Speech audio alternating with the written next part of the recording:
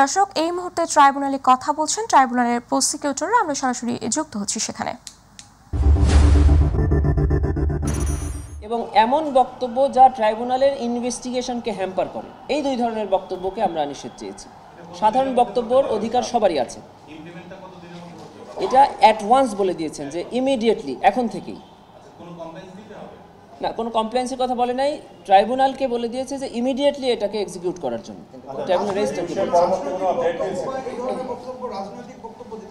দেখেন, আমরা ট্রাইব্যুনালে বলেছি যে রাবাত প্রিন্সিপাল, মরক্কোর রাবাত শহরে রাবাত প্রিন্সিপাল হয়েছিল জাতিসংঘের অধীনে একটি কনভেনশন। সেখানে 6টি পয়েন্ট দেওয়া হয়েছিল যে কোন স্পিচকে হেট স্পিচ বলা হবে আর কোন স্পিচকে সাধারণ স্পিচ বলা হবে। এই 6টি পয়েন্টের প্রত্যেকটি পয়েন্টই কভার করে ওনার যে বক্তব্যগুলো এখন সোশ্যাল মিডিয়াতে আছে।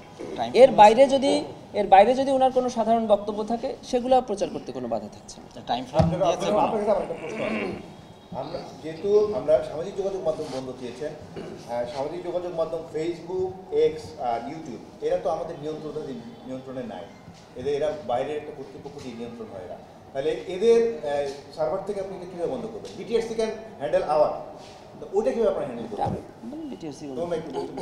অথবা ফেসবুক কিভাবে এটাকে হেট স্পিচ হিসেবে কাউন্ট করবে? আমাদের কোর্টের যে অর্ডার আছে, সেই অর্ডারটা আমরা লিখিতভাবে ফেসবুক, টুইটার, ইউটিউব সহ যেগুলো ইন্টারন্যাশনাল সোশ্যাল মিডিয়া আছে, এখানে আমরা আমাদের ট্রাইব্যুনালের আদেশটা পৌঁছাবো এবং তাদেরকে লিখিত জানাবো। এগুলো ইন্টারন্যাশনাল হিউম্যান রাইটস স্ট্যান্ডার্ড অনুযায়ী এগুলো হেট স্পিচ, বিদ্বেষমূলক চর্চা এবং এটা ঘৃণা চর্চা। এগুলো আন্তর্জাতিক মানবাধিকার আইন, যে বিশেষ করে মত প্রকাশের স্বাধীনতার জন্য international covenant on civil and political রাইটসের যে আর্টিকেল 19 আছে, এটা কোনোভাবে শেখ হাসিনার বক্তব্যগুলোকে মত প্রকাশের স্বাধীনতার মধ্যে কাভার করে না। এগুলো মত প্রকাশের স্বাধীনতার পরিপন্থী।